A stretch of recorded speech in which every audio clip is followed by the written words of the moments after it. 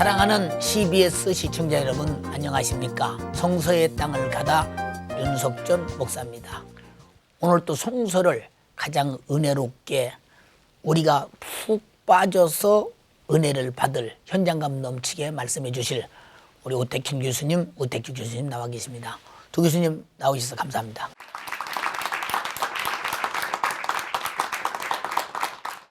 오늘은 하맛이라고 하면 성경에서 그리 많이 알려지지 아니했고 일반 성도들에게도 많이 알려지지 않았습니다. 이스라엘 민족이 강성했을 때는 하맛까지 국경이 되기도 했습니다. 또 모세가 정탐꾼을 보낼 때도 북녘 땅, 그 땅을 밟기도 했습니다. 지금은 그곳을 하마라고 부릅니다. 그 하마에는 어떤 일이 있는지 오늘 교수님들과 함께 그곳을 만나보겠습니다. 다마스커스 북쪽에 있는 오론테스강 상류로 달렸다. 그곳엔 시리아의 5번째 큰 도시 하마가 있었다. 구약시대의 하맛으로 불리던 이곳에서 첫눈에 들어온 것은 아름다운 관광공원이었고 지름이 30m나 되는 오론테스 강의 수차들인데 이 수차들은 강물을 수로로 끌어올려 물을 공급하는 역할을 했다고 한다. 그러나 현재는 공원의 관상용으로 사용되고 있다. 하맛은 아람인들의 땅이었는데 모세의 12정탐꾼들은 가나안 땅을 살피며 북쪽 도시 이 하맛 어귀까지 왔다고 한다. 그들은 이곳에서 장대한 체격의 아람인들을 보았고 힘차게 흐르는 오론테스 강물을 보았으리라. 물이 풍부했던 이 천혜의 땅 하맛을 하나님께서는 이스라엘의 북쪽 경계선으로 정하라고 모세에게 명하셨다. 그리고 그 명령은 솔로몬 왕 때에 이루어졌는데 솔로몬이 이 강물과 이 중동 지역은 그 물이 재산이니까 이런 것을 바라보면서 북경 지역까지 자기 영토를 쭉 넓혀가면서 아마 많은 자기 실리를 챙겨가면서 가지 않았나 이런 생각도 해봅니다. 솔로몬의 이러한 전략 덕분에 하맛에는 당시 이스라엘의 양곡 저장 성읍들이 건축되었다. 하맛을 북쪽 경계선으로 정하셨던 하나님의 명령은 이스라엘 최고 부흥의 왕 솔로몬을 통해 현실화되었다.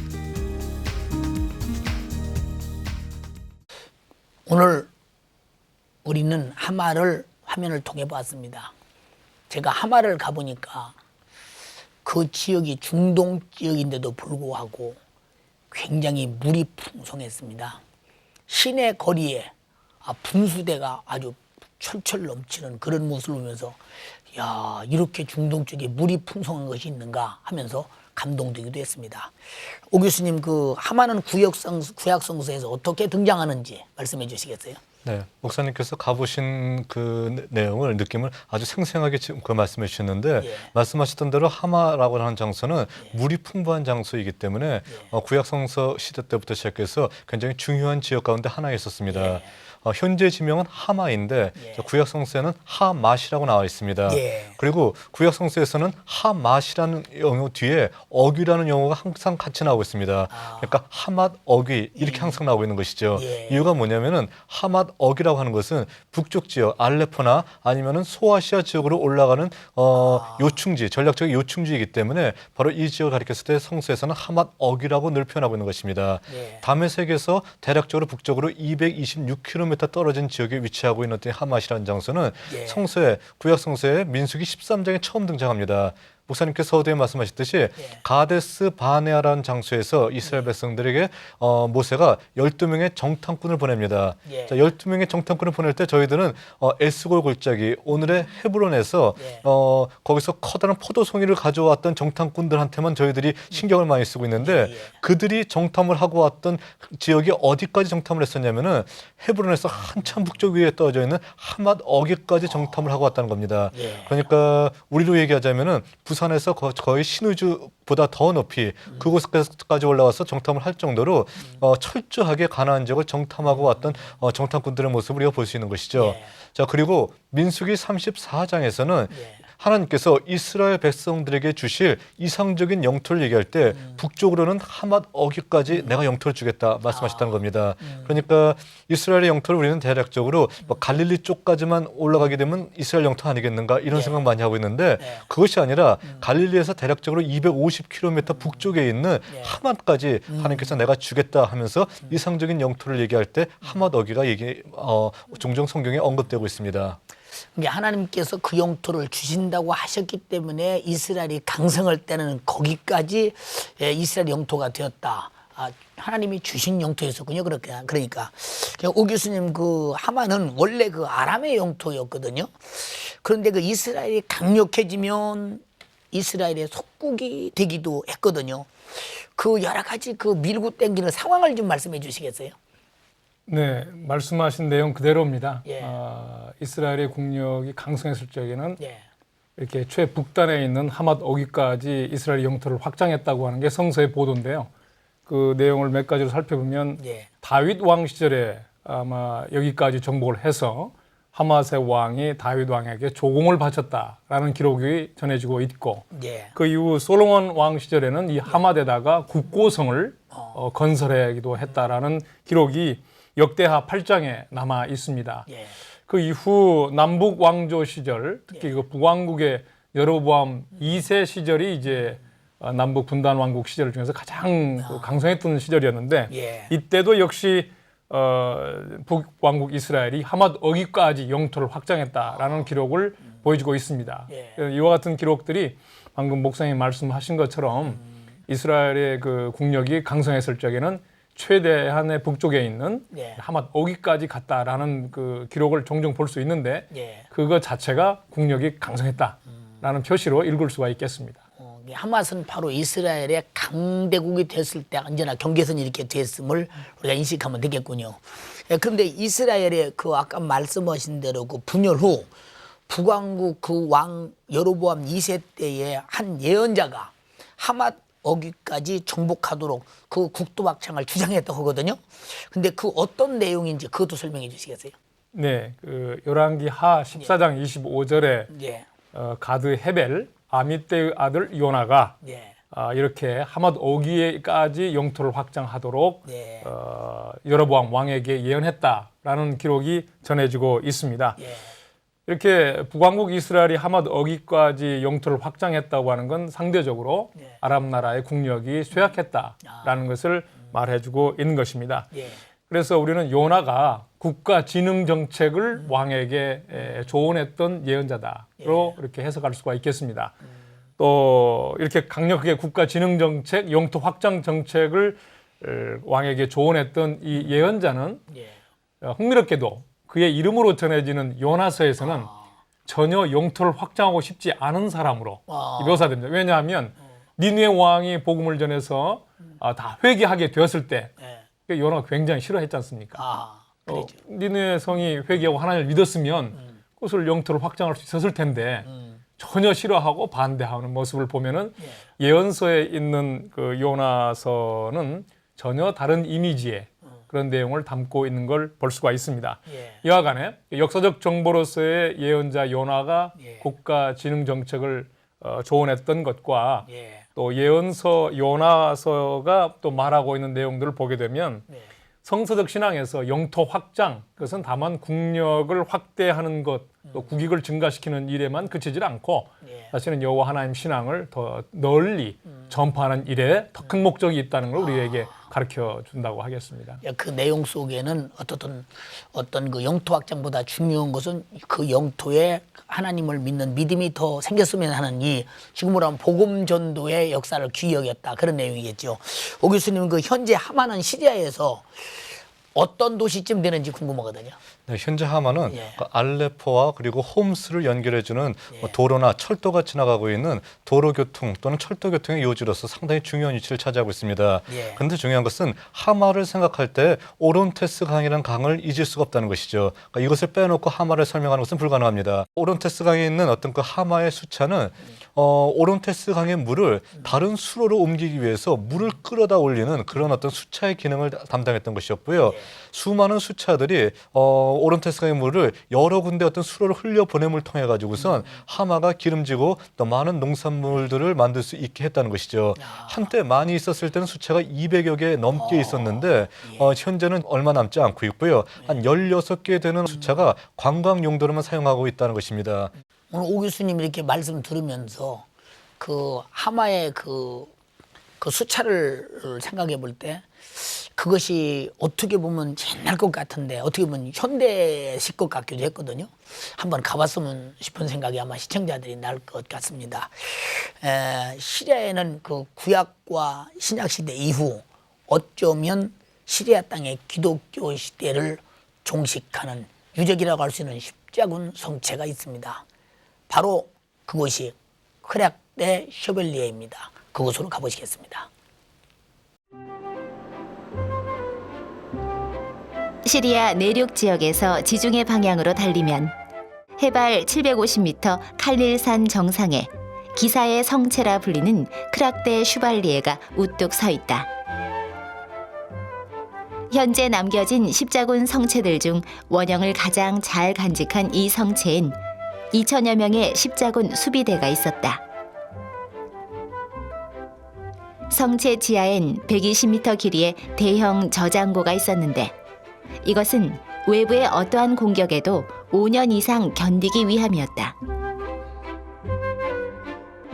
이 성체의 외성은 돌을 단단하게 쌓아 적의 공격에 대비토록 했고 외성보다 훨씬 높은 내성과의 사이엔 이렇게 물을 채운 깊은 도랑을 팠는데 이러한 성의 이중 구조는 이곳을 난공불락의 성으로 만들었고 이슬람의 정복자 살라딘은 이 성을 이슬람 세계의 목에 박힌 가시라고 칭했다. 그러나 술탄 베이발스의 속임수에 의해 크락대 슈발리에는 마침내 성문을 열고 말았다. 내 지혜와 내 지식이 너를 유혹하였음이니라. 내 마음에 이르기를 나뿐이라 나 외에 다른 이가 없다 하였으므로 재앙이 내게 임하리라. 그러나 내가 그 근본을 알지 못할 것이며 손해가 내게 이르리라. 그러나 이를 물리칠 능이 없을 것이며 파멸이 호련히 내게 임하리라. 그러나 네가 헤아리지 못할 것이니라. 방금 보신 크락대 셔벨리의 현장을 우리가 보면서 또 교수님들의 설명을 들어야 자세히 알게 될 것 같습니다. 우 교수님 그 방금 화면에서 보신 그 크락대 셔벨리에가 십자군 전쟁의 유적이라고 하거든요. 그 시청자들의 이해를 돕기 위해서 우선 십자군 전쟁에 대한 그 설명부터 뭐 해주시면 고맙겠습니다. 네, 십자군 전쟁이란 예.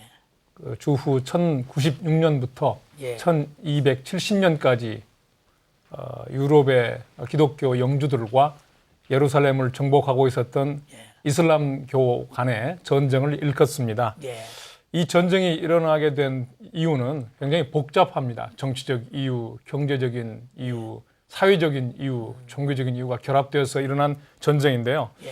당시 이 전쟁이 벌어진 상황이 이렇습니다. 예전에는 이 성지 예루살렘을 순례하는 사람들을 당시 정복하고 있었던 이슬람교가 방해하거나 회방을 하지를 않았었습니다. 그런데 셀주크 터키가 이 지역을 점령하고 있을 때부터 뭔가 주변의 이슬람 종교의 교도들을 규합할 목적으로 이 지역을 순례하는 순례객들을 핍박하고 방해하고 반대를 하게 되었습니다. 예. 간섭을 받게 되니까 이 지역을 순례하러 오던 동로마 제국의 기독교도들이 예. 이제 어려움을 호소하게 되었고 동로마 제국이란 당시에 그 터키의 그 콘스탄티노플을 중심으로 하여서 시리아, 팔레스타인 지역 전체를 이제 동로마 제국이라고 합니다만은 예.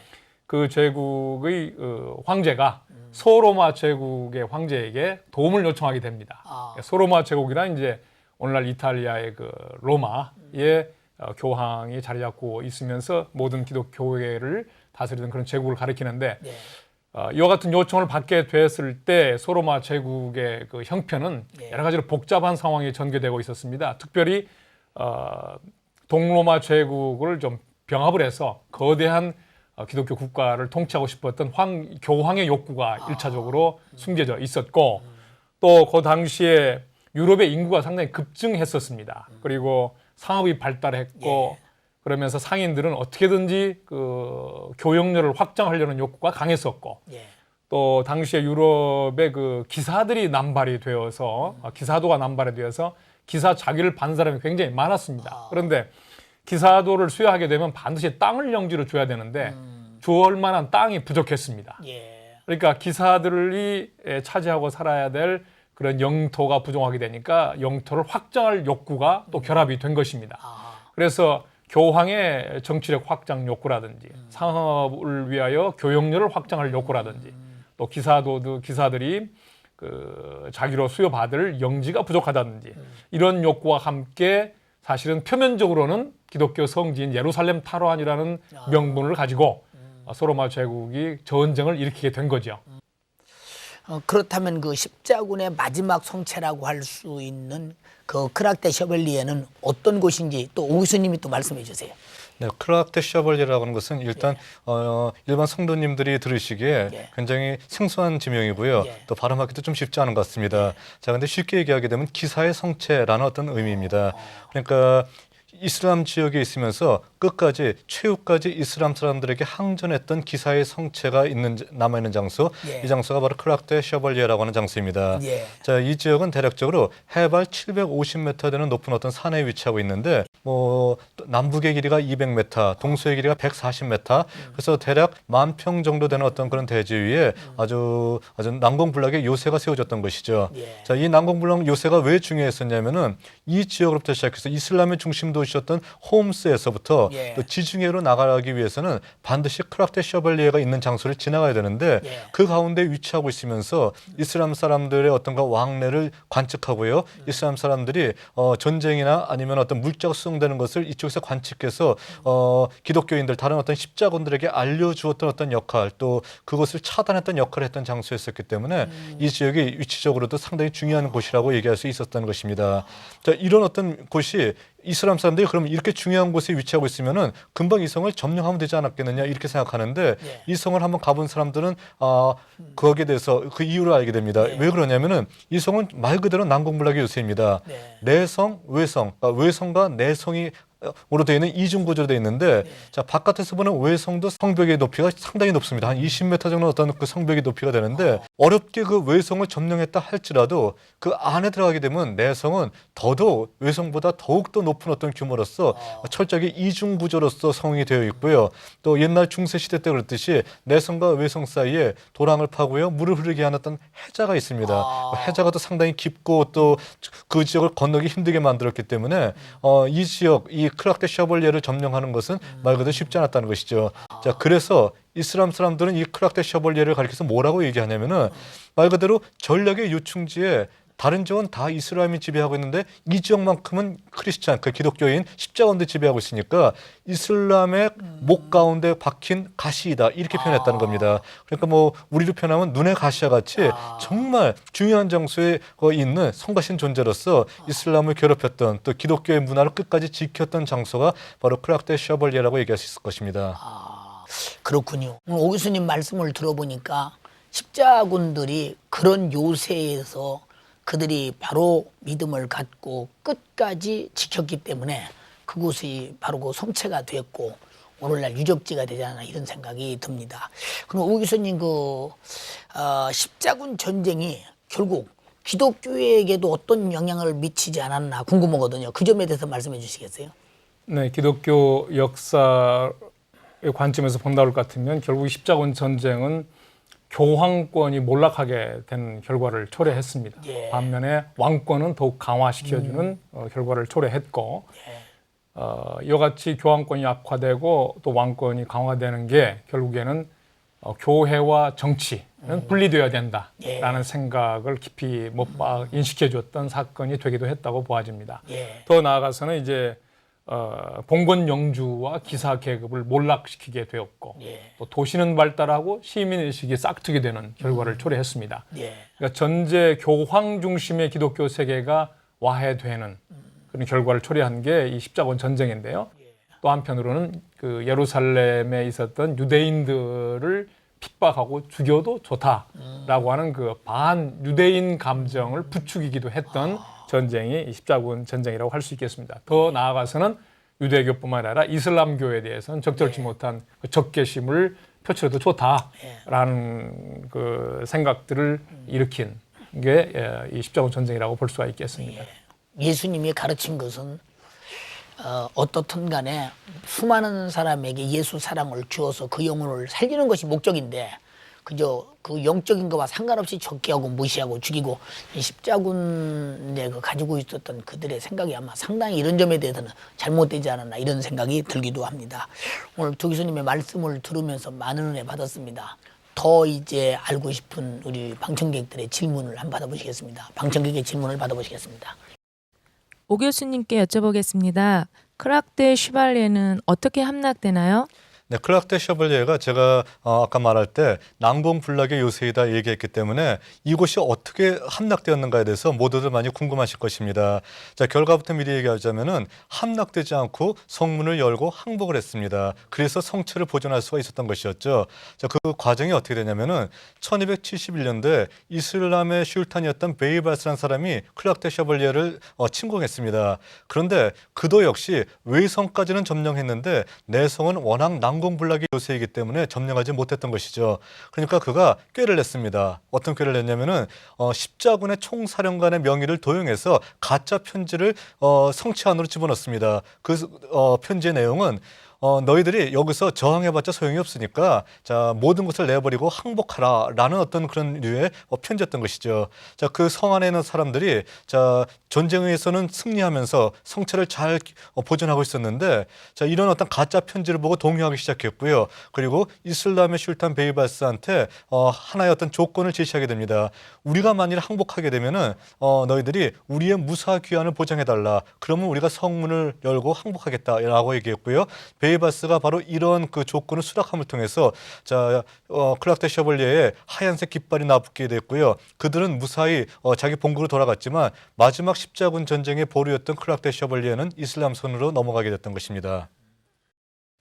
교수님께 여쭤보겠습니다. 교수님께서 십자군 전쟁이 이슬람군에 대해서 적절치 못한 적개심을 불러일으켰다고 말씀하셨는데요. 그 적절치 못한 적개심이 어떤 건지 구체적으로 말씀해 주시면 감사하겠습니다. 네, 그 기독교 신앙의 본질은 사랑하는 거죠. 아까 우리 윤 목사님께서도 말씀하신 것처럼 영혼을 사랑함으로 전도하고 하나님을 알게 하는 것이 주 목적인데 기독교와 이슬람의 군사 대결로 인해서 상대방을 원수로 여기고 무조건 죽이게 되었고 또 죽이는 것을 합리화하게 되는 게 이슬람교이기 때문에 그 종교를 말살하는 듯한 그런 자세를 갖는 것은 적절치 못하다 하는 것입니다. 이슬람교가 아니더라도 또 우리 한국의 불교라 할지라도 타 종교에 관한 생각에 대해서는 영혼을 사랑하는 마음을 가지는 것이 저는 기독교의 본질이라고 생각합니다. 그러나 대결 구도 속에서 적개심을 가지고 상대방을 대하는 것은 잘못이다. 그런 뜻입니다. 오늘 또 두 교수님 말씀하신 내용 속에서 저는 참 많은 것을 생각하고 많은 것을 배웠거든요. 그 십자군의 얘기라든지 이스라엘 백성들의 하맛 어기까지 주신 하나님의 영토라든지 또 오늘 여러 가지 내용 속에서 참 우리가 살아야 할 많은 지침도 오늘 많이 공부했습니다. 오늘 두 교수님 나와주셔서 좋은 말씀 해주셔서 감사합니다.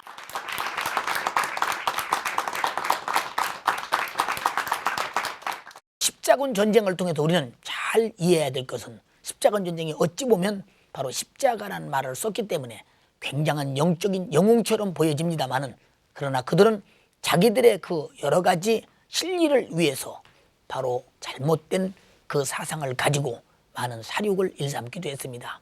이것은 바로 예수님이 우리에게 주신 사랑과는 다릅니다. 죄는 미워하되 사람은 절대 미워해서는 안 될 것이며 바로 모든 사람을 구원하기 위해서 십자가에 달린 예수 그리스도의 진실한 사랑은 그 영혼이 예수 믿고 구원받을 때까지 끝없이 사랑하는 것입니다. 우리 모두가 다 예수 안에서 이 진실한 사랑 가지고 수많은 영혼 살리며 하나님이 내게 주신 약속의 축복을 모두 얻는 하나님과 우리의 축복의 관계가 되길 바랍니다. 감사합니다. 다음 시간에도 뵙겠습니다.